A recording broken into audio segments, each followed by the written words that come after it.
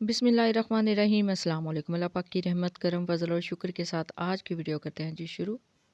अच्छा जी, organic soap आजकल काफ़ी ज़्यादा ट्रेंडिंग में है, तो इसको बनाने के लिए सोप बेस की ज़रूरत होती है जो कि मोस्टली मार्केट वाली यूज़ की जाती है। लेकिन लास्ट वीडियो जो मैंने आपके साथ शेयर की थी उसमें मैंने आपको सोप बेस बनाना सिखाई थी, ग्लिसरीन सोप बेस। लेकिन आज के इस वीडियो में हम बनाएंगे मिल्की सोप बेस की रेसिपी। मार्केट में यही एक सोप बेस आपको डिफरेंट नेम से मिल रही होती है, जिस तरह इसको कहा जाता है जी ये गोट मिल्क सोप बेस है, को मिल्क सोप बेस है या फिर कैमल मिल्क सोप बेस है। इसको बनाने का मेथड एक ही है और इससे आप डिफरेंट काइंड ऑफ सोप्स बना सकते हैं जो आपको मार्केट से मिलते हैं इजीली।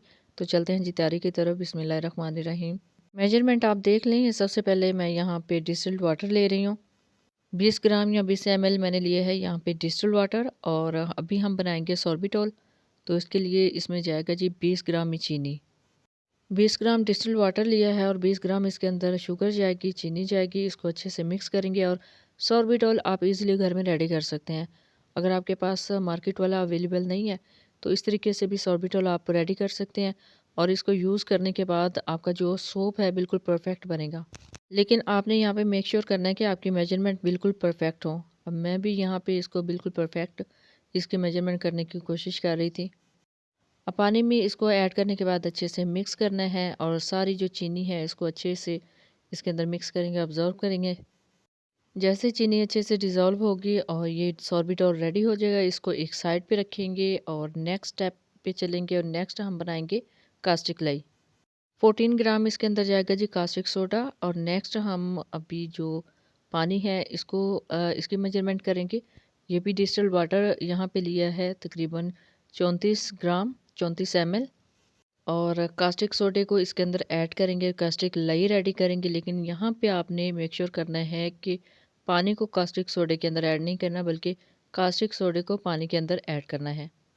अच्छा जी, कास्टिक लाई रेडी करने से पहले आप मेक श्योर कर लें कि आपकी आइज़ पे गोगल हों, यानी एक कोई भी चश्मा आपने लगा के रखना है। इसके जो असर है वो आपकी आंखों में नहीं जाना चाहिए। फेस मास्क भी आपने लाजमी वेयर करके रखना है। और ये देखें अच्छे से ये मिक्स हो चुका है। इसको रखते हैं एक साइड पे तकरीबन आधे घंटे के लिए। 4 ग्राम डिस्टिल्ड वाटर और 2 ग्राम टिटेनियम पाउडर ऐड किया है। इसको अच्छे से मिक्स करके एक साइड पे रख देंगे।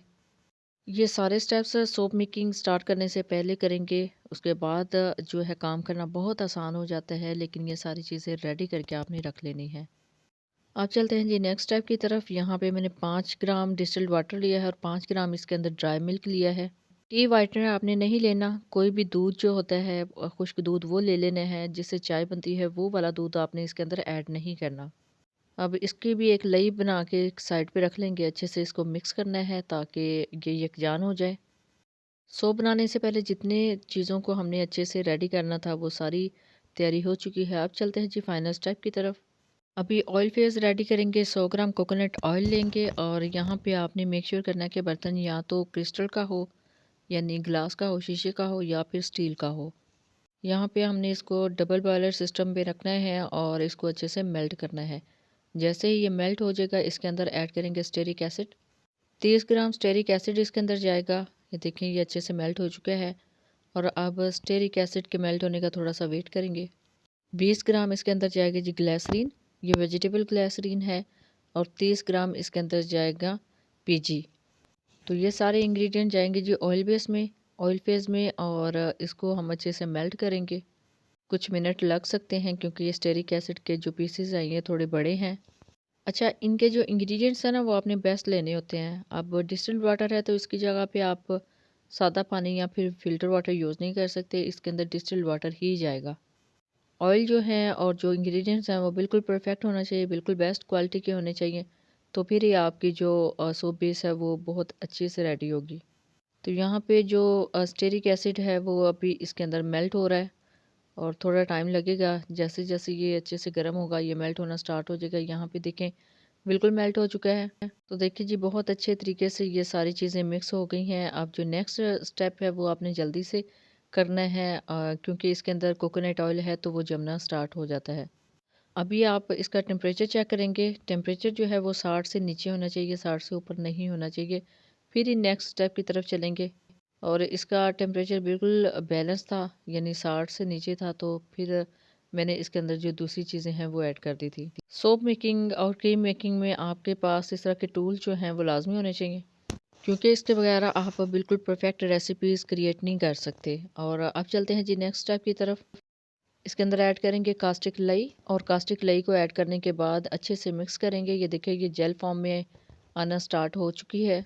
कास्टिक लई का टेम्परेचर भी आपने चेक कर लेना है, 40 से नीचे होना चाहिए, क्योंकि जब कास्टिक लई बनती है यानी कास्टिक सोडा ऐड करते हैं डिस्टिल्ड वाटर में, तो बहुत ज़्यादा आप जब कप को नीचे से टच करते हैं तो बहुत ज़्यादा गर्म होता है। ये देखिए जेल फॉर्म में आ चुका है सारा मिक्सचर। आप इसके अंदर सॉर्बिटॉल ऐड करेंगे।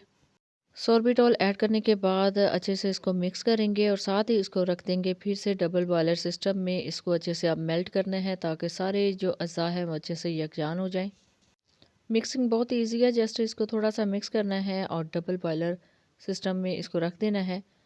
तो अब यहाँ पे ये मेल्टिंग में थोड़ा सा टाइम लेगी, तकरीबन 20 मिनट में ये अच्छे से मेल्ट हो जाएगी सारे ऑयल्स जो हैं।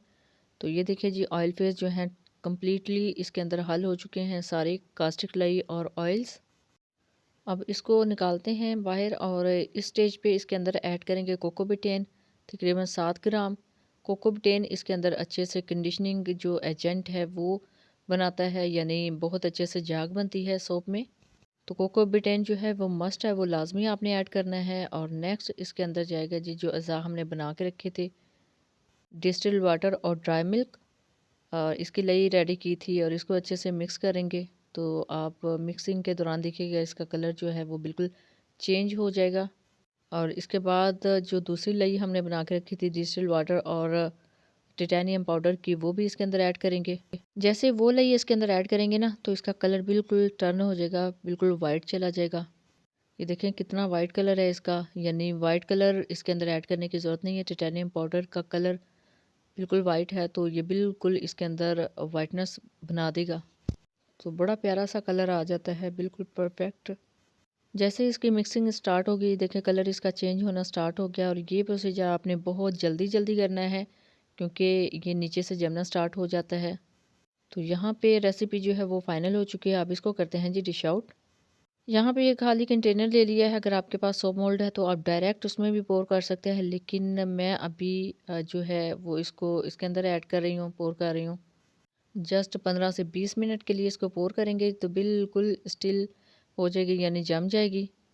आप चाहें तो इसके बबल रिमूव करने के लिए इसके ऊपर स्प्रे कर सकते हैं, लेकिन मैंने ऐसे ही छोड़ दिया था। और 20 मिनट के बाद देखा है तो ये बिल्कुल अच्छे तरीके से जम चुकी है। अब इसको करते हैं डिश आउट यानी डिमोल्ड। तो देखिए जी ये बिल्कुल परफेक्ट रेडी हो चुकी है। पहले मुझे लगता था काफ़ी मुश्किल काम है, लेकिन अभी करके देखा तो बहुत ही आसान लगता है। अब इससे आप डिफरेंट किस्म के साबुन बना सकते हैं, यानी उसके लिए आपके पास सोप मोल्ड होना बहुत ज़रूरी है। आप बहुत ज़्यादा शेप्स में इसको बना सकते हैं, इसमें थोड़ा सा कलर भी ऐड कर सकते हैं। बाकी ये बिल्कुल परफेक्ट है। अगर आप इसके अंदर कुछ और वाइटनिंग एजेंट्स ऐड करना चाहें, जिस तरह कोजिक एसिड, ग्लूटाथायोन, तो आप वो भी ऐड कर सकते हैं। विटामिन सी में इसको कन्वर्ट करना चाहें तो वो भी आप कर सकते हैं। अदरवाइज़ बहुत अच्छी ये एक सोप बेस रेडी हो गई है, मिल्की सोप बेस। आपको मुकम्मल ग्रिप हासिल होनी चाहिए इन चीज़ों की मेकिंग में, तो आप बहुत अच्छे से ये बिज़नेस जो है वो अपना रन कर सकते हैं। अब इसको मैंने मेजरमेंट की थी, ये देखें इसकी मेजरमेंट, इसको मैंने अभी इसके ऊपर रखा है स्केल के ऊपर, तो देखें कितना ज़बरदस्त ये रेडी हुआ है। ये देखिए जी लास्ट वीडियो में मैंने आपके साथ शेयर की थी ट्रांसपेरेंट ग्लिसरीन सोप बेस की रेसिपी, और आज की वीडियो में मैंने आपके साथ शेयर की है मिल्की सोप बेस की रेसिपी। ये आप घर में इजीली बना के अपने सोप मेकिंग का बिज़नेस स्टार्ट कर सकते हैं। जब भी बनाएं अपना फीडबैक ज़रूर दीजिएगा, दुआओं में ज़रूर याद रखिएगा। अल्लाह हाफिज़, थैंक्स फॉर वॉचिंग।